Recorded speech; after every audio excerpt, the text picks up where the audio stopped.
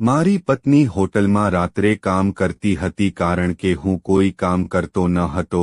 જ્યારે મારી પત્ની ઘરે આવતી ત્યારે તેની પાસે ઘણા પૈસા હતા. મેં મારી પત્નીના પર્સમાંથી બધા પૈસા કાઢ્યા અને મારા મિત્રો સાથે પાર્ટી કરવા ગયો.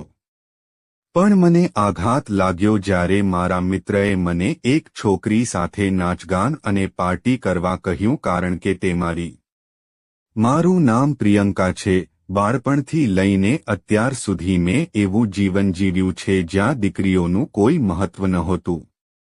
મારા પિતા આવા જ હતા. અમે 3 બહેનો હતા. અમે સ્ત્રીઓ હતી, તેથી અમને અમારા પોતાના ઘરમાં પણ માન, આદર અને પ્રેમ મળ્યો નહીં. મારા મમ્મી પપ્પા બંને મારા ભાઈને ખૂબ પ્રેમ કરતા હતા. અમે 3 બહેનોને કલંક માનવામાં આવતી હતી કારણ કે અમે બધી સ્ત્રીઓ હતી. સૌથી મોટી મારી બહેન હતી, પછી મારો ભાઈ હતો અને પછી અમે બંને બહેનો હતા. 3 બહેનોનો એક જ ભાઈ હતો જેને અમારા માતાપિતા એટલો પ્રેમ કરતા હતા કે ભાઈ હોવા છતાં તેઓ અમારી સાથે ભેદભાવ કરતા હતા. ઘરમાં જે પણ ખાવાની વસ્તુ આવતી તે ફક્ત ભાઈને જ આપવામાં આવતી. અમને ઘરે સાદું ભોજન આપવામાં આવતું હતું જ્યારે અમને ઘરના બધા કામ પણ કરાવવામાં આવતા હતા. અમને 3 બહેનોને ભણવાનો ખૂબ શોખ હતો. મારી બીજી બહેન ખૂબ સારી રસોઈ બનાવતી હતી, તેથી અભ્યાસની સાથે સાથે તે ઘરના મોટા ભાગના કામ પણ કરતી હતી. હું ઘરકામ કરતી હતી અને મારી મોટી બહેન પણ મને મદદ કરતી હતી. માતા હંમેશા મારા ભાઈના કામમાં વ્યસ્ત રહેતી હતી જ્યારે પિતા હંમેશા તેમના કામ પર ધ્યાન કેન્દ્રિત કરતા હતા. મમ્મી અમારા ભાઈ પ્રત્યે એટલી સારી હતી કે અમે 3 બહેનો એકબીજાને જોઈને દુઃખી થતી. અમે તેના પ્રેમ માટે ઝંખતા હતા જે ફક્ત અમારા ભાઈને જ મળતો હતો. ભાઈ પણ અમને 3 બહેનોને પ્રેમ કરતો ન હતો. મમ્મી પપ્પાના લાડથી તેને એટલો બધો બગાડ્યો હતો કે બાળપણથી લઈને યુવાની સુધી તે મમ્મી પપ્પાનું બિલકુલ પાલન કરતો નહોતો. મમ્મી પપ્પાએ વિચાર્યું કે એક દિવસ ભાઈ પોતાના પગ પર ઊભો થશે અને ઘરની બધી જવાબદારીઓ પોતાના ખભા પર લેશે. જ્યારે તેમની દીકરીઓ તે કરી શકતી ન હતી, અમે 3 બહેનો અમારા પોતાના આગ્રહથી અભ્યાસ કરી રહી હતી. મારી મોટી બહેન બાળકોને ટ્યુશન ભણાવતી હતી અને તે ટ્યુશનની ફીમાંથી તે અમને બંને બહેનોને પણ ભણાવતી હતી. અમારા પિતા અમને 3 બહેનોને ભણવા દેવા તૈયાર નહોતા. તેમણે કહ્યું કે તમારે બધાએ ઘરના કામકાજ પર ધ્યાન આપવું જોઈએ અને જ્યારે યોગ્ય સંબંધ આવશે ત્યારે તમારા લગ્ન થઈ જશે. અમે નથી ઈચ્છતા કે જ્યારે તમે તમારા સાસરિયાના ઘરે જાઓ ત્યારે તેઓ તમને કહે કે તમે તમારા ઘરેથી કંઈ શીખ્યા નથી, તો અમારું અપમાન થશે. તેથી જ અમે તમારા અભ્યાસની વિરુદ્ધ છીએ. મારી બહેને મમ્મી પપ્પા પાસેથી ઘણી બધી વાતો સાંભળી હતી અને તે પોતાના નિર્ણય પર અડગ હતી. તેણીએ કહ્યું કે તે પોતે અભ્યાસ કરશે અને તેની બહેનોને પણ શિક્ષણ આપશે. પપ્પાએ ભાઈને બાળપણથી જ સારી શાળામાં પ્રવેશ અપાવ્યો અને જ્યારે તે મોટો થયો ત્યારે તેને શહેરની શ્રેષ્ઠ કોલેજમાં પ્રવેશ અપાવ્યો. મારા પિતા વીજળી કર્મચારી હતા. પોતાના પગારથી તે ઘરનો ખર્ચ સારી રીતે ચલાવી શકતા હતા. જો પિતા ઈચ્છતા હોત તો તેઓ અમને તેમના પગારમાંથી શિક્ષણ આપી શક્યા હોત, પરંતુ પિતા મક્કમ હતા કે તેઓ તેમની દીકરીઓને શિક્ષણ આપવા માંગતા નથી. તેમને લાગતું હતું કે દીકરીઓ પોતાના પગ પર ઊભી રહી શકતી નથી અને તેમના પિતાને ખભા મિલાવીને ટેકો આપી શકતી નથી. આ તો ફક્ત દીકરો જ કરી શકે છે. દીકરીઓ એક દિવસ છોડીને સાસરિયા જશે. દીકરીઓને ભણાવવાનું નકામું છે. ભાઈ પણ પપ્પાને સફળ થઈને બતાવી શક્યા નહીં કારણ કે ભાઈ ભણવામાં બિલકુલ સારા નહોતા. ભાઈ હંમેશા પોતાના જીવનનો આનંદ માણવાનો શોખીન હતો. બાળપણમાં પણ તે અભ્યાસ પર ધ્યાન કેન્દ્રિત કરવાને બદલે તેના મિત્રો સાથે ફરતો રહેતો હતો અને તેના માર્ક્સ ઓછા આવતા હતા. ઘણી વખત તે નાપાસ પણ થતો હતો, તેથી જ તેના અભ્યાસમાં સમય લાગતો હતો. ભાઈને ખૂબ જ મુશ્કેલીથી કોલેજમાં પ્રવેશ મળતો હતો. બહેન પપ્પાને કહેતી કે ભાઈને ભણવામાં કોઈ રસ નથી, તમે તેના પર ફક્ત પૈસા બગાડો છો. પપ્પા કહેતા કે તેને ભણવામાં રસ હોય કે ન હોય, પણ તે સફળ થશે. એક દિવસ તેને ઘરનો ભાર ઉઠાવવો પડશે. આ સમય દરમિયાન મારી બહેન માટે એક પ્રસ્તાવ આવ્યો. તેણીએ બીએડ પૂર્ણ કર્યું હતું પણ તે આગળ અભ્યાસ કરવા માંગતી હતી. પપ્પાએ તેને ભણવા ન દીધી, તેથી અભ્યાસ પૂર્ણ કર્યા પછી તેણે ઘરે બાળકોને ટ્યુશન આપવાનું શરૂ કર્યું, જેના દ્વારા તે અમારું શિક્ષણ પણ પૂર્ણ કરી શકી. પપ્પાએ ઘણી વાર તેને ટ્યુશન આપવાની મનાઈ કરવાનો પ્રયાસ કર્યો હતો, પણ દીદીએ આ બાબતમાં કોઈનું સાંભળ્યું નહીં. આ તેનો શોખ હતો અને તે પોતાનો શોખ પૂરો કરી રહી હતી. હવે પપ્પા બહેનના લગ્ન કરાવવા માંગતા હતા અને બહેન માટે પ્રસ્તાવો પણ આવવા લાગ્યા હતા. ભાઈ પણ મોટી ઉંમરનો હતો, કારણ કે ભાઈ બહેનથી ફક્ત 2 વર્ષ નાનો હતો.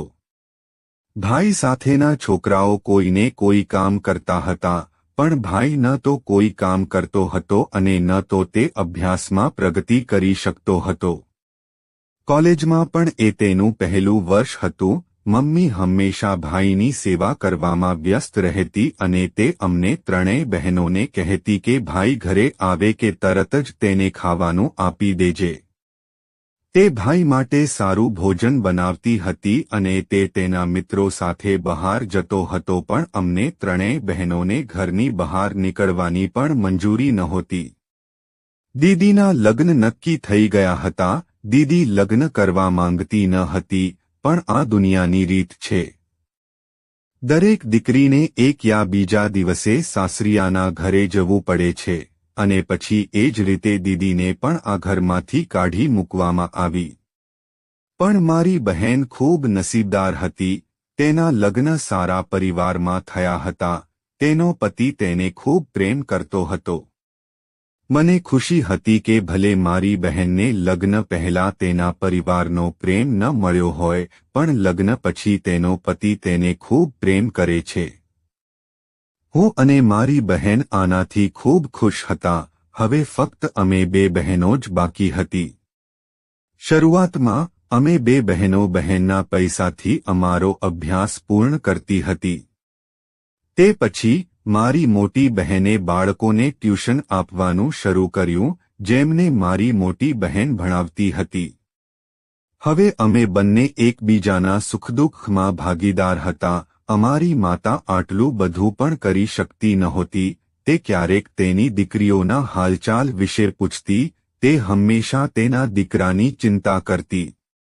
અમારા માતા પિતા ક્યારે અમારી સાથે ખુલીને અને હસતા હસતા વાત કરતા નહોતા. મારા પિતા ખૂબ જ જૂની માનસિકતાના હતા.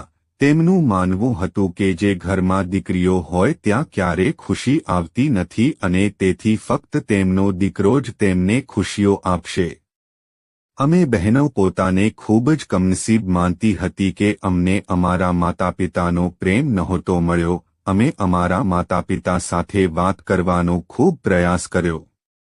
ભાઈ મમ્મી પપ્પાનું ખૂબ ધ્યાન રાખતો હતો.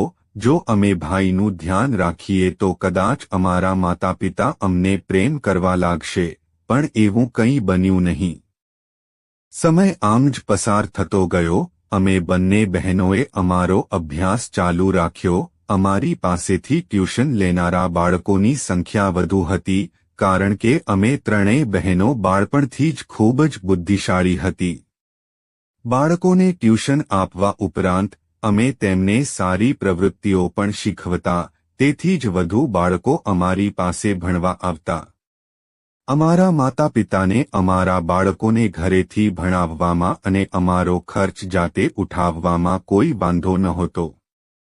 તેમને ખાતરી થઈ ગઈ કે અમારી મોટી બહેનની જેમ અમને બંને બહેનોને પણ બાળકોને ભણાવવાનો ખૂબ શોખ છે. તેઓ ઘરકામ તૈયાર ઈચ્છતા હતા, તેથી અમે બંને બહેનો ઘરનું બધું કામ સાથે કરતી અને બાળકોને ભણાવતી અને ભણતી. સમય પસાર થતો ગયો તેમ ભાઈની કોલેજ પણ ધીમે ધીમે પૂર્ણ થતી ગઈ. હવે પપ્પા ખૂબ ખુશ હતા. તેઓ ઈચ્છતા હતા કે ભાઈને સારી નોકરી મળે. અમે બધા સારી રીતે જાણતા હતા કે ભાઈએ ખૂબ જ મુશ્કેલીથી પોતાનો અભ્યાસ પૂર્ણ કર્યો છે. પપ્પા ભાઈને તેના ખર્ચ માટે ઘણા પૈસા આપતા હતા. ઘણી વખત ભાઈ તેના માર્ક્સ વધારવા માટે કોલેજના શિક્ષકોને લાંચ પણ આપતો હતો. મને આ વાતની ખબર ત્યારે એક દિવસ મેં ભાઈને તેના મિત્ર સાથે ફોન પર વાત કરતા સાંભળ્યા. મમ્મી પપ્પા ખુશ હતા કે તેમનો દીકરો તેની મહેનતને કારણે પાસ થયો, પણ એવું નહોતું. ભાઈને શરૂઆતથી જ ક્યારે સખત મહેનત કરવામાં રસ નહોતો.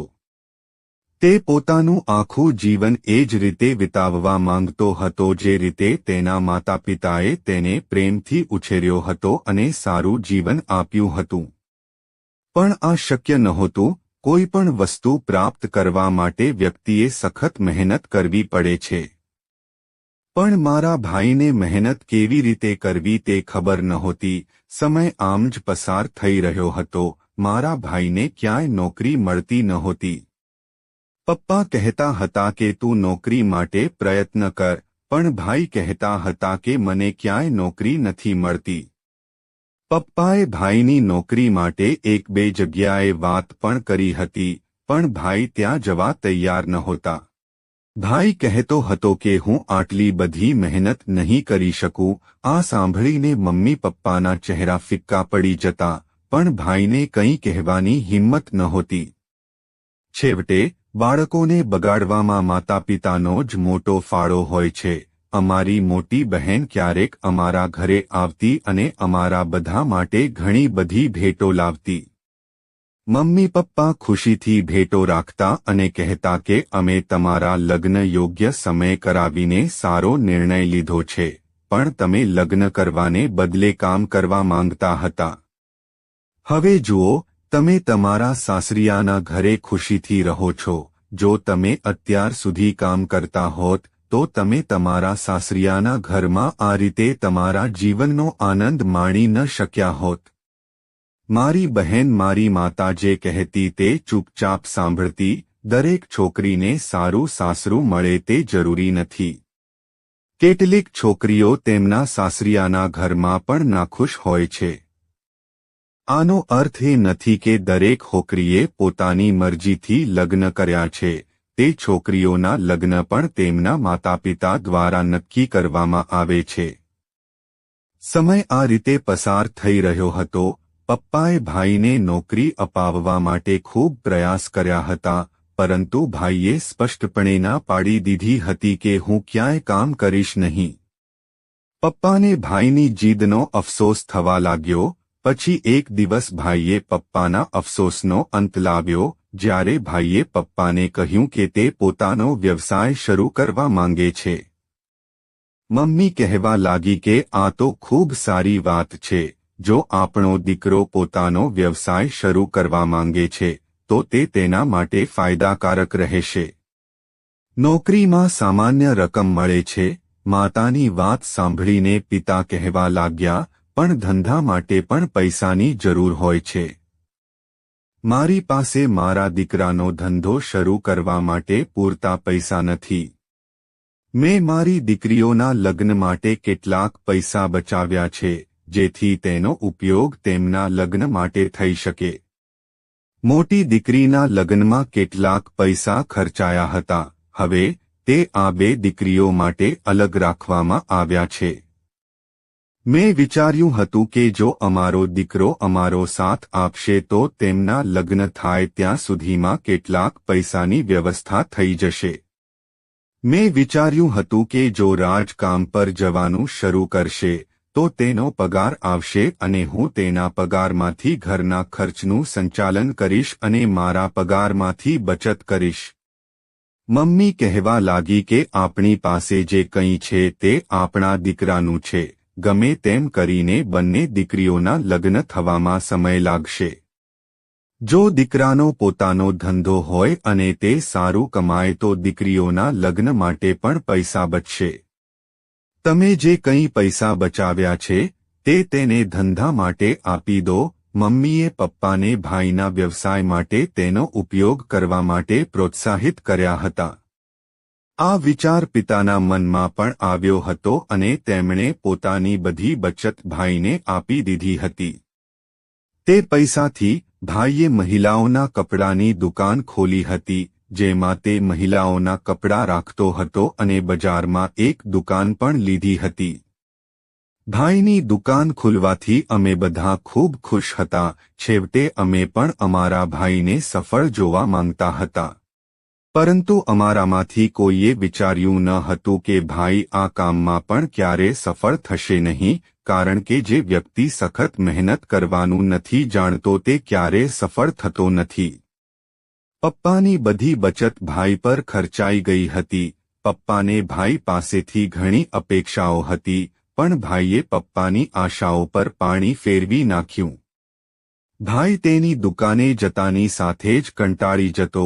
એક બે ગ્રાહકો સંભાળ્યા પછી તે ખૂબ થાકી જતો, તેથી દુકાન બંધ કર્યા પછી તે તરત જ ઘરે આવીને સૂઈ જતો. તે કહેતો હતો કે તેને ખૂબ થાક અને ભૂખ લાગી છે, તેથી માતા તેના પગની માલિશ કરતી અને તેને ખવડાવતી.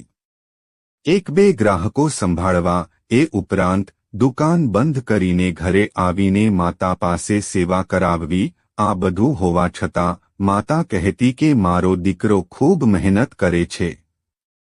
આ વાત પરથી અમને ખ્યાલ આવી ગયો હતો કે ભાઈ ક્યારે આ કામ કરી શકશે નહીં, અને પછી ધીમે ધીમે ભાઈએ પોતાની દુકાનને ખોટમાં લઈ જવાનું શરૂ કર્યું. જ્યારે પપ્પાએ જોયું કે ભાઈ દુકાન બરાબર ચલાવી શકતો નથી અને તે ખૂબ થાકી રહ્યો છે, ત્યારે પપ્પાએ ભાઈને દુકાનમાં કેટલાક છોકરાઓને રાખવાની સલાહ આપી, જે તેની જગ્યાએ ગ્રાહકોને સંભાળી શકે. તું ત્યાં બેસીને તેમના પર નજર રાખ. પણ ભાઈ એ પણ ન કરી શક્યો. તેણે દુકાનની આખી જવાબદારી તે છોકરાઓ પર છોડી દીધી. તે છોકરાઓ એ હકીકતનો ફાયદો ઉઠાવતા કે આખી દુકાન તેમના કબજામાં આવી ગઈ હતી. તેઓ ભાઈને ફક્ત અડધા પૈસા જ આપત હતા, અને પછી એક દિવસ એવું બન્યું કે તેઓ ભાઈની દુકાન સાફ કરીને ભાગી ગયા. તેણે દુકાનમાં રાખેલા બધા નવા કપડાં અને ભાઈના લોકરમાંથી પૈસા પણ ચોરી લીધા અને દુકાન બંધ કરીને તે ભાગી ગયા. ભાઈએ તેમને શોધવાનો ઘણો પ્રયાસ કર્યો, પણ બંને છોકરાઓ મળી શક્યા નહીં. આ બધું ભાઈની બેદરકારીને કારણે થયું. પપ્પાને બહુ મોટું નુકસાન થયું હતું. પપ્પાએ ભાઈને દુકાન ભાડે આપવા અને દુકાનને સામાથી ભરવા માટે જે પૈસા આપ્યા હતા તે બધા વેડફાઈ ગયા. આ સમાચારથી પપ્પા ખૂબ જ આઘાત પામ્યા અને તે દિવસથી તેઓ બીમાર રહેવા લાગ્યા. તે પછી ભાઈએ કામ પર જવાનું બંધ કરી દીધું અને ઘરે જ રહેવા લાગ્યો. મને ખબર નથી કે પપ્પાને એવું શું થયું કે તે ભાઈની હરકતોથી કંટાળી ગયા. તેને લાગ્યું કે તેના દીકરાએ તેને બરબાદ કરી દીધો છે. પપ્પા દર વખતે ભાઈને કહેતા કે તું તારો ધંધો નહીં ચલાવી શકે, તારે નોકરી કરવી જોઈએ. પણ ભાઈએ ક્યારેય પપ્પાની વાત સાંભળી નહીં. તે આખો દિવસ તેના મિત્રો સાથે ફરતો રહેતો અને પછી ઘરે આવીને આરામ કરતો. જ્યારે પણ તેની પાસે પૈસા ખતમ થઈ જતા, ત્યારે તે તેના માતા પિતા પાસેથી પૈસા માંગતો. હવે પિતા ભાઈને પૈસા આપવામાં અચકાતા હતા. તેમને સમજાયું હતું કે તેમનો દીકરો કંઈ કરી શકતો નથી. જ્યારે પિતા અમને બંને બહેનોને બાળકોને ટ્યુશન ભણાવવા માટે સખત મહેનત કરતા જોતા, ત્યારે તેમને મનમાં લાગતું કે જે દીકરાને તેમણે આખી જિંદગી મહત્વ આપ્યું તે ખૂબ જ ખોટો હતો. તેમણે પોતાના દીકરાને મહત્વ આપવાને બદલે પોતાની દીકરીઓને ટેકો આપવો જોઈતો હતો, જેથી આજે તેમની દીકરીઓ તેમનો સહારો બની શકી હોત. મારા પિતા આ સમજી ગયા, પણ માતા હજુ સુધી સમજી ન હતી. મમ્મી સંપૂર્ણપણે ભાઈનો પક્ષ લેતી. જો પપ્પા મમ્મી સામે અમારી પ્રશંસા કરે તો મમ્મી તેને એમ કહીને ચૂપ કરી દેતી કે દીકરો હંમેશા દીકરો જ રહે છે અને દીકરીઓ હંમેશા દીકરી જ રહે છે. દીકરાની સરખામણી ક્યારેય દીકરી સાથે ન કરો. એક દિવસ આપણો દીકરો બધું બરાબર કરી દેશે. હવે ઘરમાં દિવસેને દિવસે સમસ્યાઓ આવવા લાગી. આ સમય દરમિયાન મારી મોટી બહેન માટે પણ એક પ્રસ્તાવ આવ્યો. મારી બહેન ખૂબ જ સુંદર હતી, તેથી છોકરાના પરિવારે કહ્યું કે અમને ફક્ત છોકરી જોઈએ છે, અમને કોઈ દહેજની પણ જરૂર નથી. ભગવાનની કૃપાથી મારી બીજી બહેનના પણ એક સારા પરિવારમાં લગ્ન થઈ ગયા. હવે ફક્ત હું જ બાકી હતી. ઘરની હાલત દિવસેને દિવસે ખરાબ થતી જતી હતી કારણ કે પિતાની દવાઓ અને ઘરનો ખર્ચ ઉઠાવવો ખૂબ જ મુશ્કેલ બની રહ્યો હતો. હું હજુ પણ બાળકોને ટ્યુશન આપતી હતી. મારો અભ્યાસ લગભગ પૂર્ણ થવાનો હતો, તેથી હવે મેં મારા પૈસા મારા અભ્યાસમાં રોકાણ કરવાને બદલે મારા પરિવારને આપવાનું શરૂ કર્યું. પપ્પાને ખ્યાલ આવવા લાગ્યો કે તેમની દીકરી તેમની કેટલી કાળજી રાખે છે. જ્યારે પિતા ઘરે બીમાર હતા, કામ પર પણ જતા નહોતા, ઘરની પરિસ્થિતિ બગડી ગઈ હતી, પરંતુ દીકરાને આની બિલકુલ પરવા નહોતી. તે હજુ પણ પોતાના જીવનમાં ખુશ છે. ધીમે ધીમે મારી માતાને પણ આના કારણે વાસ્તવિક જીવનમાં ખરાબ સમસ્યાઓ થવા લાગી, તેથી તેમને સારવારની જરૂર હતી. પપ્પાની દવાઓ ખૂબ મોંઘી હતી. મારા ટ્યુશન પગારથી ઘરનો ખર્ચ અથવા પપ્પાની સારવાર થઈ શકતી હતી. અત્યારે પણ મમ્મી પપ્પા ભાઈને સમજાવતા કે તું કોઈ કામ કર, તેનાથી વધારે પૈસા નહીં મળે પણ થોડા પૈસા તો આવશે, એ પણ આપણા માટે પૂરતા હશે. પણ ભાઈએ હજુ પણ એ જ કહ્યું કે હું સખત મહેનત નહીં કરી શકું. મને એવી નોકરીની જરૂર છે જ્યાં હું બેસીને કામ મેળવી શકું. ભાઈના આ નિવેદન પર પપ્પા ગુસ્સે થયા અને કહ્યું કે તો પછી તું ક્યાંક ચોકીદારની નોકરી કરવી જોઈએ. એક ચોકીદાર એક જગ્યાએ બેસીને દરેક વસ્તુ પર નજર રાખે છે અને તેને આ માટે પગાર મળે છે, પરંતુ આ નોકરી ભાઈની પ્રતિષ્ઠાની વિરુદ્ધ હતી. તે એવું કામ કેવી રીતે કરી શકે જેમાં તેની પ્રતિષ્ઠા બગડે? ભાઈને હવે એ વાતનું ખરાબ લાગતું હતું કે મમ્મી પપ્પા ભાઈને બદલે મારા પર ધ્યાન આપવા લાગ્યા છે. જ્યારે મારી બંને બહેનો તેમના સાસરિયાના ઘરેથી તેમના માતાપિતાના ઘરે આવતી, ત્યારે મારા પિતા અને માતા પણ તેમને પ્રેમ કરતા અને તેમને મહત્વ આપવા લાગ્યા. હવે ધીમે ધીમે ભાઈને લાગવા લાગ્યું કે ઘરમાં તેનું માન ઓછું થઈ રહ્યું છે, તેથી જ તે ચીડાઈ જવા લાગ્યો. પણ તેણે હજુ પણ પોતાની જાતને બદલી ન હતી. મારી બંને બહેનો સારા પરિવારમાં હતી, તેથી તેઓ મારા પિતાની સારવાર માટે મને આર્થિક મદદ કરતી હતી, પરંતુ મને આશ્ચર્ય થયું કે તેઓ ક્યાં સુધી અમને મદદ કરતા રહેશે. મેં મારી માતાને કહ્યું હતું કે મારે નોકરી કરવી છે, ત્યાં મને ટ્યુશન કરતાં વધુ પગાર મળશે. ગમે તેમ પણ હવે અમને વધુ પૈસાની જરૂર છે. ઘર ચલાવવાની સાથે અમારે પિતાની સારવાર પણ કરાવવી પડશે. તે દિવસે માતાએ મને ગળે લગાવી અને ખૂબ રડ્યા અને કહ્યું કે અમે હંમેશા દીકરા અને દીકરી વચ્ચેનો તફાવત રાખતા હતા. અમે દીકરીને નબળી અને દીકરાને બહાદુર માનતા હતા. પરંતુ હવે અમને ખબર પડી ગઈ છે કે દીકરીઓ પણ પોતાના માતાપિતાનો સહારો બની શકે છે. મારી માતાએ અમને ત્રણેય બહેનો સમક્ષ પોતાની શરમ વ્યક્ત કરી, પણ તે અમારી માતા હતી, તેથી અમે તેમને ખાતરી આપી કે તમે અમારા માતાપિતા છો. અમે ચોક્કસપણે તમારા માટે જે કંઈ કરી શકીએ તે કરીશું. મારી બંને બહેનો અઠવાડિયામાં એક વાર ઘરે આવતી, પણ હું મારા પિતાનું ખૂબ ધ્યાન રાખતી. મેં એક કંપનીમાં કામ કરવાનું શરૂ કર્યું. મારી ક્ષમતા જોઈને મને સારી નોકરી મળી ગઈ. મને આ નોકરી મળી કારણ કે હું શિક્ષિત અને બુદ્ધિશાળી હતી. જો મારા માતા પિતાએ મને ભણાવી ન હોત તો કદાચ ઘરની પરિસ્થિતિ સુધરવાને બદલે વધુ ખરાબ થઈ ગઈ હોત. હું કામ કરતી હોવાથી ઘરમાં ઘણી શાંતિ હતી. મને કામ કરતી જોઈને ભાઈ બેફિકર થઈ ગયો કારણ કે ભાઈને પણ તેના ખર્ચ માટે પૈસા મળવા લાગ્યા અને તેણે વિચાર્યું કે મમ્મી પપ્પા હવે તેને નોકરી માટે પૂછશે નહીં. ભાઈ મારા ખૂબ વખાણ કરતા હતા. તે કહેતા હતા કે તમે કામ કરીને ખૂબ સારું કામ કર્યું છે. ભાઈને આમાં શરમ નહોતી આવતી. ભલે તે પોતે યુવાન હોય અને આવા મુશ્કેલ સમયમાં તેણે ઘરની પરિસ્થિતિ સંભાળવી જોઈએ, તેના બદલે તે ખુશ હતો કે હવે તેની બહેન ઘરની પરિસ્થિતિ સંભાળી રહી છે અને તેની સાથે તેને પૈસા પણ મળશે. તેના કોઈ પણ શોખમાં કોઈ ઘટાડો થશે નહીં. હું પપ્પાની સારવાર કરાવવા માંગતી હતી અને તેમને સાજા કરવા માંગતી હતી, પણ એવું થઈ શક્યું નહીં. પપ્પાની તબિયત દિવસેને દિવસે એટલી બગડતી ગઈ કે એક દિવસ પપ્પા અમને આ દુનિયામાંથી છોડીને ચાલ્યા ગયા. પપ્પાના મૃત્યુ પર અમે બધા ખૂબ રડ્યા. મારા ભાઈને પણ આ વાતનું ખૂબ દુઃખ થયું, પણ તેણે ક્યારેય વિચાર્યું નહીં કે તેના પિતા તેની પાસેથી શું અપેક્ષા રાખે છે.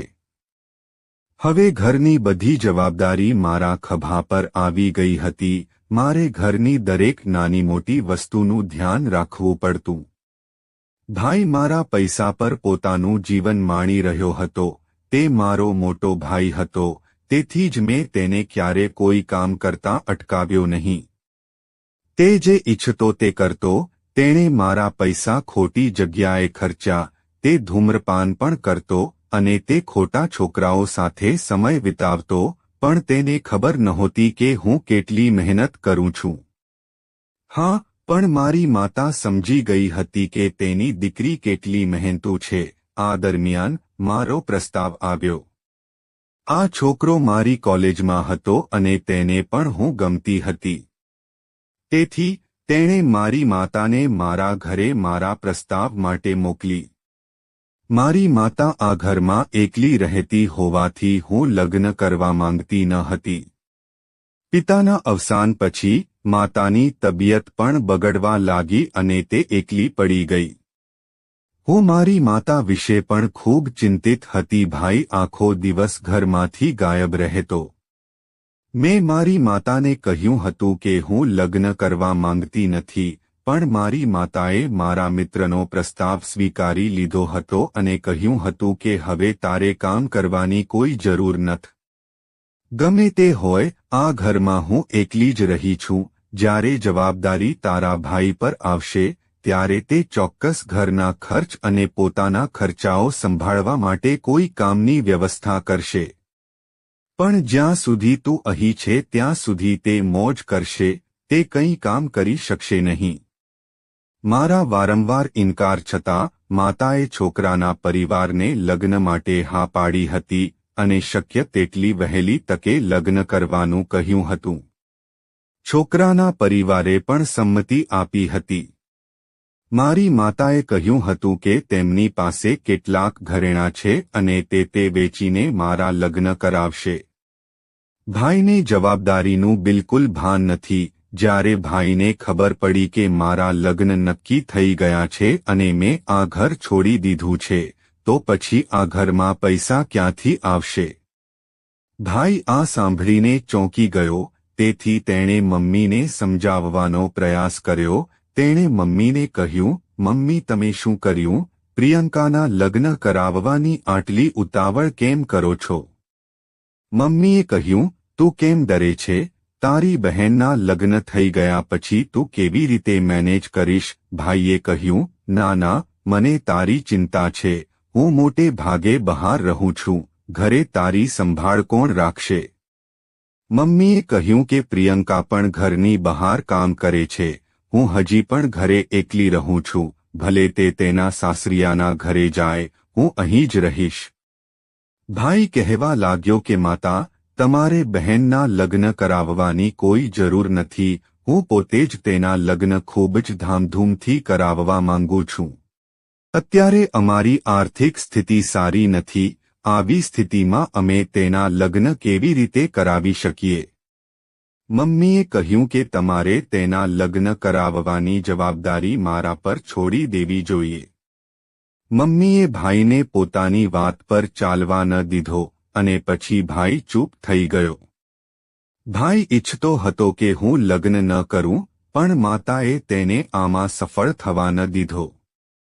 મારા મિત્ર સાથે લગ્ન થયા અને વિદાય લીધા પછી હું મારા સાસરિયાના ઘરે આવી. મને મારી માતા અને ઘર છોડીને ખૂબ જ દુઃખ થયું. મને મારા ભાઈની બહુ પરવા નહોતી, કારણ કે તે શરૂઆતથી જ એક ઈચ્છાશક્તિ ધરાવતો વ્યક્તિ હતો. મારા સાસરિયાના ઘરે આવ્યા પછી મને મારી માતાની ખૂબ ચિંતા રહેતી. જ્યારે હું મારા સાસરિયાના ઘરે આવી ત્યારે મેં જોયું કે મારા સાસરિયાના ઘરે વાતાવરણ ખૂબ જ અલગ હતું. મારી સાસુ નાની નાની બાબતોમાં મને ઘણી વાર રોકતી.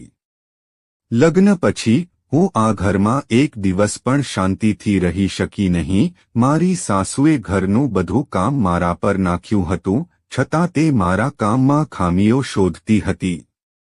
મારો પતિ તેની માતાની સૂચનાઓનું પાલન કરતો હતો. મને ખબર નથી કે મારી સાસુ મને આ ઘરમાં પુત્રવધૂ તરીકે કેમ લાવી. તેણીને એવું લાગતું હતું કે તેનો દીકરો મારા પર મોહિત થઈ ગયો છે. તે હંમેશા મને મારા પતિથી અલગ કરવાનો પ્રયાસ કરતી. મારા પતિ મને પ્રેમ કરતા હતા, પણ તે હંમેશા તેની માતાની બાબતોમાં ફસાયેલા રહેતા હતા. તે તેની માતાથી ખૂબ ડરતા હતા. એક દિવસ મારી સાસુએ બધી હદ વટાવી દીધી. હું ઘરકામ કરી રહી હતી. આ સમયે મારા સાસુ રસોડામાંથી બહાર આવ્યા અને તેમણે કહ્યું કે હું પાડોશીના ઘરે જાઉં છું. તે સમયે ઘરમાં કોઈ નહોતું, હું એકલી હતી. બધા કામથી મુક્ત થયા પછી જ્યારે હું મારા રૂમમાં ગઈ અને પલંગ પર સૂઈ ગઈ, ત્યારે અચાનક મને ગેસની ગંધ આવવા લાગી. રસોડામાં જતાની સાથે જ મને એ જોઈને આઘાત લાગ્યો કે સ્ટવ ચાલુ હતો અને ગેસ લીક થઈ રહ્યો હતો. મેં ઝડપથી ગેસ બંધ કર્યો અને મને રાહત થઈ. મને ખ્યાલ આવ્યો કે મારી સાસુ મને નુકસાન પહોંચાડવા માંગે છે. મારી સાસુ આમ એટલા માટે કરી રહી હતી કે તેઓ તેમના દીકરાના લગ્ન તેમની મરજી મુજબ કરાવી શકે. મારા પતિ મારા પ્રેમી હતા. તેમને હું પહેલેથી જ ગમતી હતી. જ્યારે તેમની માતાએ તેમને આ સંબંધ વિશે વાત કરી, ત્યારે તેમણે તેમની પસંદગી વ્યક્ત કરી અને મારા ઘરે પ્રસ્તાવ લઈ જવાનો આગ્રહ કર્યો. પોતાના દીકરાની ખુશી માટે મારી સાસુ લગ્નનો પ્રસ્તાવ લઈને અમારા ઘરે આવી, પણ તેઓ ઈચ્છતી ન હતી કે તેમનો દીકરો મારી સાથે લગ્ન કરે. અમારા ઘરની હાલત ખૂબ જ ખરાબ હોવાથી તે ઈચ્છતી હતી કે તેના દીકરાના લગ્ન કોઈ શ્રીમંત પરિવારમાં થાય અને પુત્રવધૂ ખૂબ દહેજ લાવે. પણ મારી માતાએ મને ફક્ત થોડા કપડાં આપીને જ મોકલી દીધી હતી અને લગ્ન પછી તે મારા પર બદલો લઈ રહી હતી. તે મને મારા પતિથી અલગ કરીને તેના પ્લાનમાં સફળ થવા માંગતી હતી. તે ઈચ્છતી હતી કે હું તેની હરકતોથી કંટાળી જઈશ અને આ ઘર છોડીને ચાલી જાઉં. પણ હું આ ઘર કેવી રીતે છોડી શકું? તે વ્યક્તિ મારો પતિ હતો. મારી સાસુએ મને મારી નાખવાનો પ્રયાસ કર્યો હતો જેથી મને ખતમ કરી શકાય અને તે તેના દીકરાના લગ્ન તેની મરજી મુજબ કરાવી શકે. હું મારી સાસુના આ કાર્યોથી ખૂબ કંટાળી ગઈ હતી.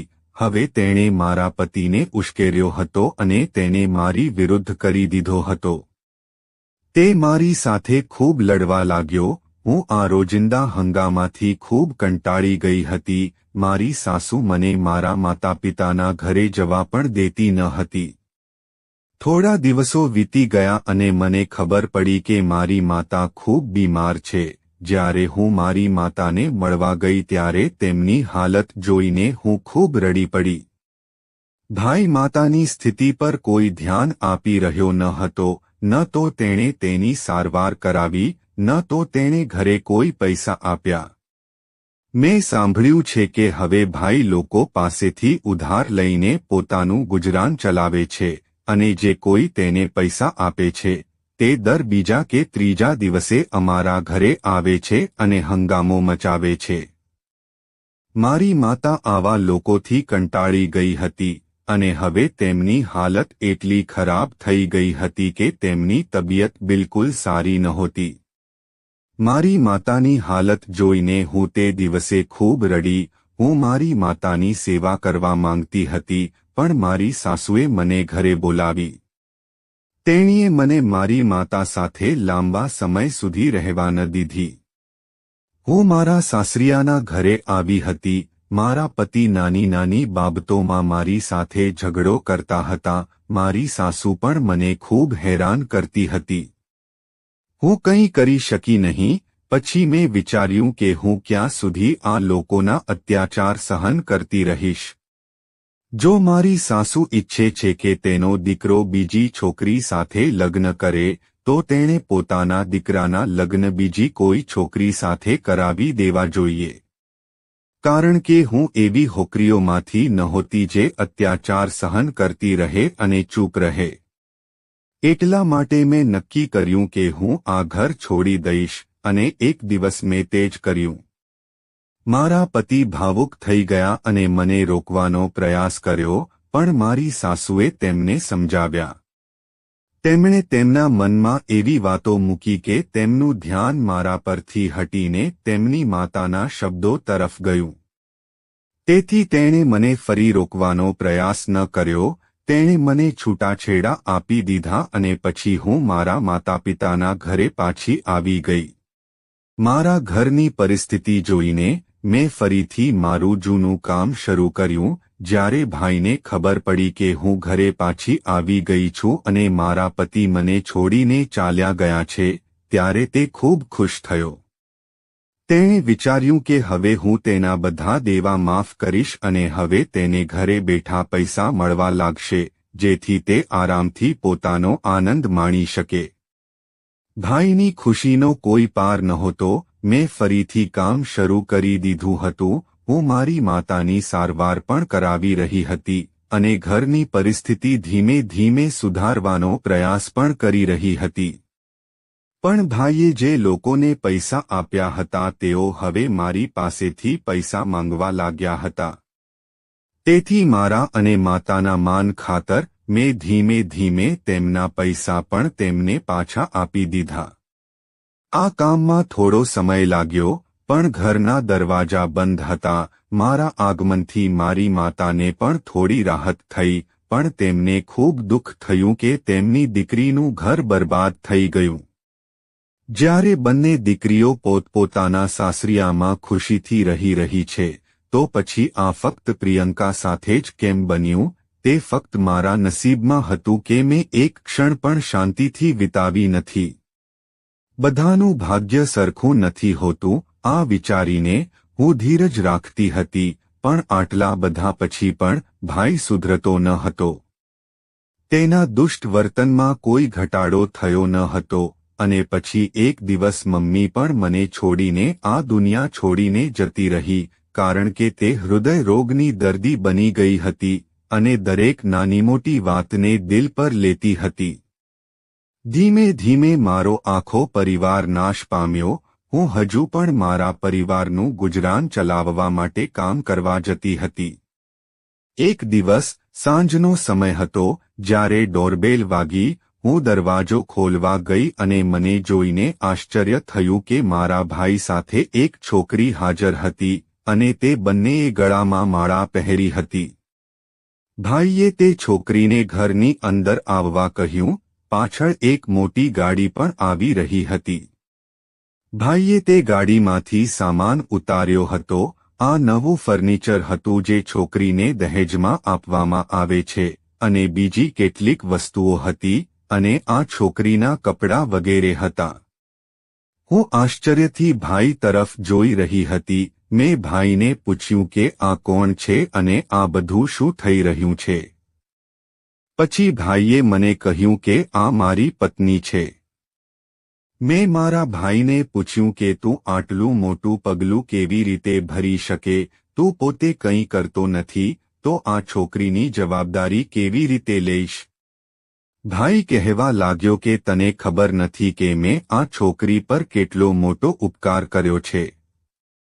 ભાઈએ કહ્યું કે જે છોકરા સાથે આ છોકરીના લગ્ન થવાના હતા તેના લગ્ન સમયે તેઓએ દહેજમાં 10 લાખની માંગણી કરવાનું શરૂ કર્યું. પરંતુ તેનો પરિવાર ગરીબ હતો અને તેમણે સાદા દહેજની વ્યવસ્થા કરી હતી. જ્યારે તેઓએ છોકરાના પરિવારની માંગણીઓ સાંભળી ત્યારે તેઓ તે પૂરી કરી શક્યા નહીં. આ છોકરીના લગ્નની બારાત પાછી ફરી અને તેના પરિવારનું ખૂબ અપમાન થયું. તેના પરિવારના સભ્યો ખૂબ રડી રહ્યા હતા અને ચિંતિત હતા અને કહી રહ્યા હતા કે હવે આપણી દીકરી સાથે કોણ લગ્ન કરશે?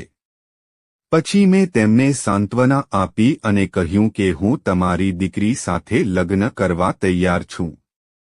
આ છોકરી સાથે લગ્ન કરીને મેં તેને ટેકો આપ્યો અને તેને અને તેના પરિવારને અપમાનિત થવાથી બચાવ્યો. તેના પરિવાર તેમને જે દહેજ આપી રહ્યો હતો, હવે મારા તેની સાથે લગ્ન થયા પછી તેમણે તે દહેજ મને આપ્યું. ગમે તેમ હવે અમારા ઘરમાં કંઈ બચ્યું નથી. મારી ઉંમર લગ્ન કરવા જેવી થઈ ગઈ છે.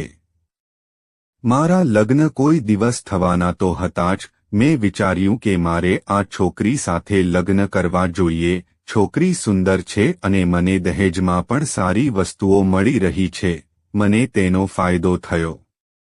મારા ભાઈએ આ છોકરી સાથે લગ્ન કરીને સાચું કર્યું. પણ મારો ભાઈ ખરેખર ખૂબ જ લોભી અને સ્વાર્થી વ્યક્તિ હતો. પણ મને ડર હતો કે અહીં અમને ખાવાનું મેળવવામાં મુશ્કેલી પડી રહી હતી. ભાઈ આ છોકરીને પણ અહીં લાવ્યા હતા અને ભાઈને જવાબદારીઓ કેવી રીતે નિભાવવી તે ખબર નહોતી, તો પછી તે આ છોકરીની જવાબદારી કેવી રીતે નિભાવી શકે? આ છોકરી ખૂબ જ સુંદર હતી અને દેખાવમાં સરળ હતી. તે દુલ્હન તરીકે ખૂબ જ સુંદર દેખાતી હતી. હવે તે ગમે તે હોય, તે મારી ભાભી બની ગઈ હતી. મારા ભાઈએ તેની સાથે લગ્ન કર્યા હતા. મેં તેને ઘરે આવવાનું કહ્યું હતું. મેં તેને ખવડાવ્યું અને તેની સંભાળ રાખી. આ છોકરીએ મને કહ્યું હતું કે તે શિક્ષિત છે.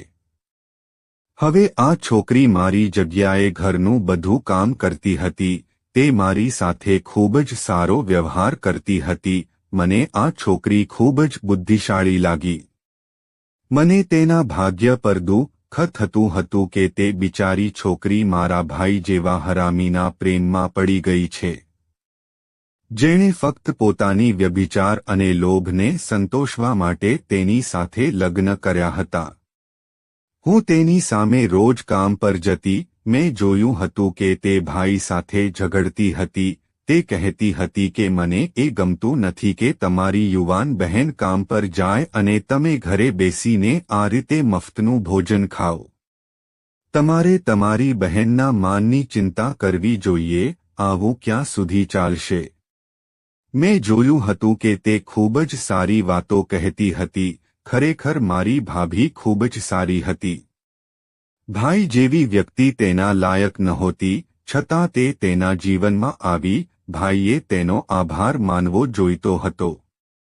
થોડા દિવસો વીતી ગયા અને મેં જોયું કે ભાભીએ મને કહ્યું કે મને પણ નોકરી મળી ગઈ છે. હવે હું પણ તમારી સાથે આ ઘરનો ખર્ચ ઉઠાવીશ. મેં કહ્યું, ભાભી, તમારે આ બધું કરવાની શી જરૂર છે? હું અહીં છું. તો ભાભીએ કહ્યું, ના, તમે ક્યાં સુધી આવું કામ કરતા રહેશો? મને ખબર છે કે તમારા સાસરિયાઓએ તમારી સાથે ખૂબ ખરાબ વર્તન કર્યું છે. તમારા ભાઈએ મને બધું કહ્યું, પણ તમારે ફરીથી લગ્ન કરવા પડશે. શું મેં ભાભીને કહ્યું ન હતું કે હું ફરીથી લગ્ન કરવા માંગતી નથી? મારે આ ઘરમાં રહેવું છે. ભાભીએ કહ્યું કે ના, કોઈ પણ વ્યક્તિ ક્યારે આખી જિંદગી એકલી ન રહી શકે. તમે અમારી ચિંતા ના કરો. હું મારું કામ કરીશ અને આ ઘર ચલાવીશ. મેં ભાભીને કહ્યું હતું કે કાશ ભાઈ આપણી પરિસ્થિતિ સમજવાનો પ્રયાસ કરે.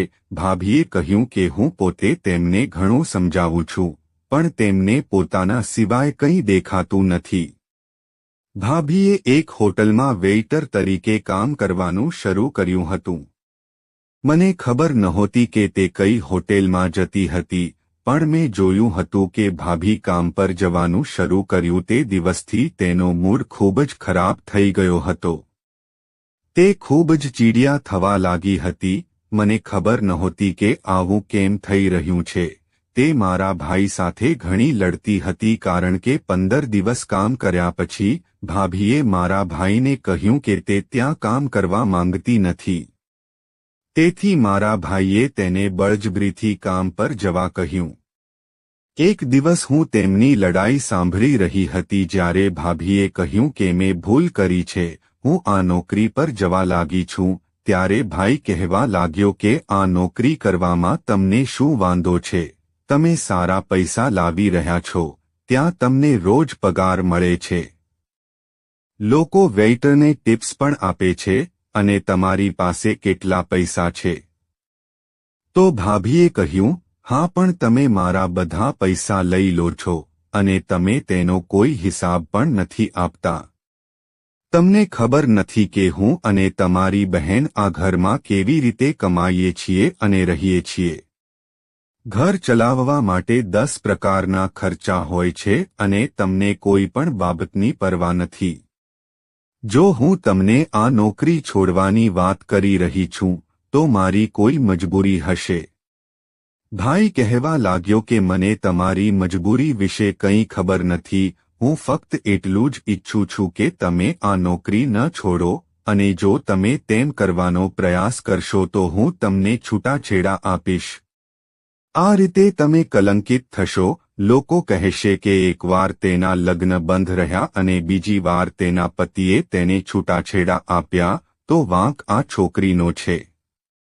ભાઈની વાત સાંભળીને ભાભીનું માથું ઝૂકી ગયું, અને પછી ભાભી પાસે ભાઈની વાત સાથે સંમત થવા સિવાય બીજો કોઈ વિકલ્પ નહોતો. ઘણા દિવસો આમ જ પસાર થયા. ભાભીને હોટેલમાં વેઇટર તરીકે કામ શરૂ કર્યાને 2 મહિના થઈ ગયા હતા, પણ મેં ભાભીના વર્તનમાં ઘણા ફેરફારો જોયા હતા. ભાભી હવે બિલકુલ ચૂપ રહી ગઈ. તે મારી સાથે વાત પણ કરતી નહોતી. તે ઘણા પૈસા લાવતી હતી, જે ભૈયા તેની પાસેથી લેતો હતો. ભાઈ પૈસાનો લોભી હતો, એટલે જ તે ભાભીને કામ પર મોકલતો હતો. મેં મારા જીવનમાં મારા ભાઈ કરતાં ખરાબ વ્યક્તિ ક્યારેય જોઈ નથી, જેણે ક્યારેય તેના માતાપિતાની કાળજી લીધી નથી. ક્યારેય તેની નાની બહેનોની સંભાળ રાખી નથી, અને હવે તે તેની પત્નીની પણ કાળજી લેતો નથી. તેણે ફક્ત પોતાના વિશે જ વિચાર્યું. હું ભાભીની આ હાલત વિશે જાણવા માંગતી હતી. મેં મારી ભાભીને પૂછવાનો ખૂબ પ્રયાસ કર્યો કે શું વાત છે કે તે આટલી ગુસ્સે છે, પણ મારી ભાભીએ મને કંઈ કહ્યું નહીં. એવું લાગતું હતું કે તેનું વર્તન ખૂબ જ ચીડિયા થઈ ગયું છે. એક દિવસ અમારી કંપનીના સ્ટાફને મીટિંગ માટે એક મોટી હોટલમાં જવાનું થયું. અમારા બોસ અને અમારો આખો સ્ટાફ ત્યાં ગયો હતો. અમારી મીટિંગને હજુ અડધો કલાક બાકી હતો. હું હોટેલમાં ફરતી હતી. હોટેલ કેટલી સુંદર હતી તે જોઈ રહી હતી. આ હોટેલમાં હું પહેલી વાર આવી હતી. આ શહેરની પ્રખ્યાત હોટલોમાંની એક હતી. પછી અચાનક મારી નજર મારી ભાભી પર પડી. ભાભી વેઇટ્રેસના ડ્રેસમાં હતી અને એક શ્રીમંત વ્યક્તિને પીણા પીરસી રહી હતી. જ્યારે અચાનક તેણે ભાભીનો હાથ પકડ્યો, મને ખબર નથી કે તેણે ભાભીને શું કહ્યું કે ભાભી ખૂબ જ ગુસ્સે થઈ ગઈ. તે માણસ ત્યાંથી ઊભો થયો અને ચાલ્યો ગયો, અને થોડી વાર પછી ભાભી તેની પાછળ જવા લાગી. હું મારી ભાભીની પાછળ ગઈ અને મેં એ વાતની જાણ થવા ન દીધી કે હું આજે આ હોટેલમાં આવી છું, જ્યાં મારી ભાભી કામ કરે છે. મેં જોયું કે તે હોટલના રૂમ હતા જ્યાં લોકો રહેવા આવતા હતા. તે ધનવાન માણસ પહેલાથી જ રૂમમાં ગયો હતો. ભાભી પણ તેની પાછળ રૂમમાં ગઈ. જ્યારે હું દૂરથી આ બધું જોઈ રહી હતી, આ બધું જોયા પછી મને આશ્ચર્ય થયું કે ભાભી રૂમમાં કેમ ગઈ. હું રૂમના દરવાજા પાસે ગઈ. રૂમનો દરવાજો અંદરથી બંધ હતો, પણ મને રૂમની બહાર ભાભીનો રડવાનો અવાજ સંભળાતો હતો. ભાભીનો અવાજ એટલા જોરથી આવતો કે અવાજ દરવાજામાંથી મારા સુધી પહોંચી શકતો હતો. ભાભી તે માણસને પોતાને છોડી દેવા વિનંતી કરી રહી હતી, પણ તે માણસે મારી ભાભીને પણ છોડ્યા નહીં. આ બધું જોઈને મારું આખું શરીર ધ્રુજવા લાગ્યું. હવે હું વિચારી રહી હતી કે આ જ કારણ છે કે ભાભી આ નોકરી છોડવા માટે ભાઈ સાથે ઝઘડતી હતી અને તેનું વર્તન આવું કેમ થઈ ગયું છે. મને મારી ભાભી માટે ખૂબ જ દયા આવી અને હું વિચારી રહી હતી કે મારો ભાઈ ખરેખર ખૂબ જ ખરાબ વ્યક્તિ છે, જેને તેની પત્નીના દુઃખનો કોઈ ખ્યાલ નહોતો. મેં નક્કી કર્યું હતું કે હું ભાભીને હવે આ બધું સહન નહીં કરવા દઉં. તે દિવસે મીટિંગ પછી હું ઘરે આવી અને મેં ભાભીને ખબર ન પડી કે આજે મેં મારી પોતાની આંખોથી બધું જ થતું જોયું છે. આ ફક્ત તે દિવસે ભાભી સાથે જ નહોતું બનતું, પણ ભાભી સાથે રોજ બનતું હતું. તેથી જ તે હોટલના શ્રીમંત લોકો જે ભાભી સાથે રૂમમાં સમય વિતાવતા હતા, તેઓ ભાભીને તેની કિંમત આપતા હતા અને જ્યારે ભાભી તે પૈસા લઈને ઘરે આવતી ત્યારે ભાઈ તેને પૂછતા પણ નહોતા કે તમને આ પૈસા કોણે અને શા માટે આપ્યા. ભાઈ તેમની પાસેથી પૈસા લેતા અને પોતાની મોજ શોખમાં વ્યસ્ત રહેતા. હવે ભાભીની હાલત જોઈને મને દયા આવવા લાગી. મેં નક્કી કર્યું હતું કે ભાઈએ આપણને બધાને ખૂબ પરેશાન કર્યા છે અને હવે તે કંઈ કરી શકશે નહીં. એટલા માટે હું ભાઈને બતાવવા માંગતી હતી કે તે તેની પત્ની સાથે આટલું ખોટું કરી રહ્યો છે. મેં નક્કી કર્યું હતું કે જો ભાઈને તેની ભૂલનો અહેસાસ થાય તો કોઈ વાંધો નથી, અને જો તેને તેની ભૂલનો અહેસાસ ન થાય તો હું ભાભી સાથે અહીંથી ચાલી જઈશ. કારણ કે અમે બંને અમારા પોતાના ભાગ્યના ભોગ બન્યા હતા. અમે બંને અમારી પોતાની ઈચ્છા મુજબ આપણું જીવન જીવીશું. જ્યારે હું ભાભીને મળી ત્યારે તેણે મને પોતાના વિશે કંઈ કહ્યું નહીં. તે મને ફક્ત એટલું જ કહી રહી હતી કે પ્રિયંકા, તને કામ શરૂ કર્યાને ઘણો સમય થઈ ગયો છે. તું બધા વિશે ખૂબ વિચારે છે. તું ખૂબ જ સારી છે. હું ઈચ્છું છું કે તું નોકરી છોડી દે. હું તારી સંભાળ રાખું છું, એટલે જ હું આ ઘરની જવાબદારી લેવા તૈયાર છું. મેં ભાભીને કહ્યું હતું કે ના ભાભી, હવે બધું સારું થઈ જશે. તું ચિંતા ના કર. ભાભી મારા શબ્દોનો અર્થ સમજી શકી ન હતી. બીજા દિવસે જ્યારે ભાભી કામ પર ગઈ અને રાતનો સમય હતો ત્યારે હું ભાઈને મારી સાથે લઈ જવા તૈયાર હતી. મેં ભાઈને કહ્યું હતું કે તમારે મારી સાથે આવવું પડશે. ભાઈ મારી સાથે આવવા તૈયાર નહોતા, પણ ખૂબ જ મુશ્કેલીથી મેં તેને મારી સાથે આવવા કહ્યું અને હું ભાઈને હોટેલ લઈ ગઈ. ત્યાં પહોંચ્યા પછી મેં જે જોયું તે બધું જ મેં ભાઈને બતાવ્યું કે જુઓ અહીં તમારી પત્નીનું શું થાય છે. શું તમે ક્યારે વિચારવાનો પ્રયાસ કર્યો છે કે તમારી બહેન અને તમારી પત્નીને નોકરી કર્યા પછી કેટલી મુશ્કેલીઓનો સામનો કરવો પડે છે? સ્ત્રી માટે નોકરી મેળવવી એ સરળ કામ નથી. ઘરની બહાર કોઈ પણ કામ કરવા માટે તેને ઘણી મુશ્કેલીઓનો સામનો કરવો પડે છે. કોણ જાણે ભાભી અહીં કેટલા પુરુષની વાસનાનો શિકાર બને છે. તે ફક્ત તમારા કારણે છે. જો તમે ઘરની જવાબદારીઓ નિભાવતા શીખી ગયા હોત તો કદાચ આજે આ દિવસ ન આવ્યો હોત. મને ખબર નહોતી કે ભાઈને આટલી જલ્દી ખ્યાલ આવશે કે તેણે તેની પત્ની સાથે કેટલું ખોટું કર્યું છે. આ કામ કરવા માટે તેની પત્નીને કેટલી મુશ્કેલીઓનો સામનો કરવો પડ્યો હતો. જ્યારે ભાઈએ જોયું કે ભાભી તે ધનવાન માણસનો પીછો કરીને તેના રૂમમાં જઈ રહી છે અને તેનો રડવાનો અવાજ બહારથી આવી રહ્યો હતો, તો ભાઈનો ગર્વ જાગ્યો અને આ સમયે તેણે જોરથી દરવાજો ખટખટાવવાનું શરૂ કર્યું. જ્યારે દરવાજો ખુલ્યો ત્યારે ભાઈએ તે માણસ પર હાથ ઉપાડ્યો. હોટેલમાં એક વિચિત્ર હંગામો મચી ગયો. ત્યાંના રક્ષકોએ ભાઈને બહાર કાઢવાનો પ્રયાસ કર્યો.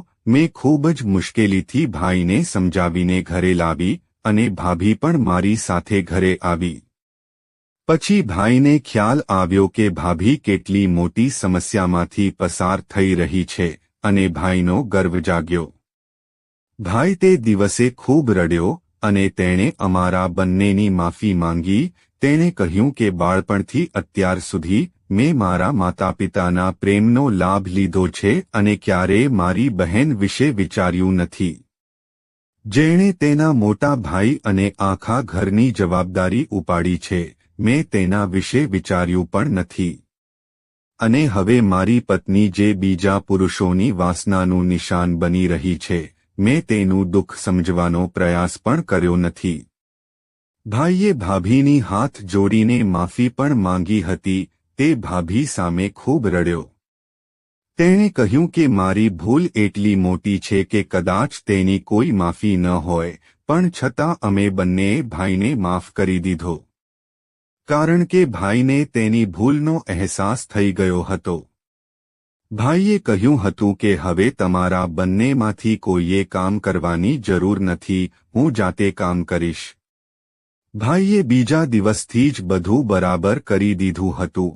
ભાઈએ કેટલાક લોકો સાથે નોકરી વિશે વાત કરી અને ભાઈને એક જ્વેલરીની દુકાનમાં નોકરી મળી ગઈ. જ્યાં ભાઈને ગ્રાહકોને સંભાળવા પડતા હતા, ત્યાં ભાઈનો આત્મસન્માન જાગૃત થયો અને તેને એટલો ફાયદો થયો કે તે હવે ખંતથી કામ કરવા લાગ્યો. અહીં ભાઈ પાસે પૈસા ઓછા હતા પણ ભાઈ મહેનત કરતો હતો. તેણે અમને બંનેને ઘરની બહાર કામ પર જવાની મનાઈ કરી હતી અને કહ્યું હતું કે હવે તમે બધા ઘરે રહો અને હું તમારું ધ્યાન રાખીશ. છતાં ભાઈને મદદ કરવા માટે મેં અને ભાભીએ ઘરે બાળકોને ટ્યુશન શીખવવાનું શરૂ કર્યું. ભાભી ઘરકામ કરતી હતી અને હું બાળકોને ટ્યુશન ભણાવતી હતી. સમય જતાં બધું સારું થતું ગયું. ભાઈ પણ સારો થઈ ગયો અને ભાઈમાં આ પરિવર્તનથી અમને જેટલું આશ્ચર્ય થયું તેટલા જ ખુશ પણ થયા. જો કોઈ વ્યક્તિને સમયસર પોતાની ભૂલનો અહેસાસ થાય તો તે ખૂબ સારું છે, પરંતુ મારી ભાભી સાથે ઘણી વખત કંઈક ખોટું થયું હતું. હમણાં માટે અમે સમય સાથે તે ભૂલી ગયા અને પછી ધીમે ધીમે બધું સારું થઈ ગયું. થોડા સમય પછી મારા માટે પણ એક સારો પ્રસ્તાવ આવ્યો. હું લગ્ન કરવા માંગતી ન હતી, પણ આ વખતે ભાઈએ પોતાના મહેનતના પૈસાથી ખૂબ જ ધામધૂમથી મારા લગ્ન કરાવી દીધા. મારા ભાઈએ કહ્યું હતું કે આ વખતે હું મારી બહેનના લગ્ન કરીશ જેણે આખી જિંદગી ખૂબ જ મહેનત કરી છે. તે કહેતો કે ખૂબ જ ધામધૂમથી અને સારા છોકરા સાથે તારા લગ્ન કરાવીશ, જેથી મારી બહેનને તેના સાસરિયામાં કોઈ સમસ્યાનો સામનો ન કરવો પડે. આ વખતે મારા લગ્ન એક સારા પરિવારમાં થયા છે અને હું મારા જીવનમાં ખૂબ ખુશ છું. બીજી તરફ મારો ભાઈ પણ મારી ભાભીનું ખૂબ ધ્યાન રાખે છે અને પ્રામાણિકતા અને મહેનતથી કામ કરે છે. મિત્રો, મને આશા છે કે તમને અમારી વાર્તા ગમી હશે. જો તમને વાર્તા ગમી હોય તો ચેનલ પરના વિડીયોને લાઇક કરો અથવા ચેનલને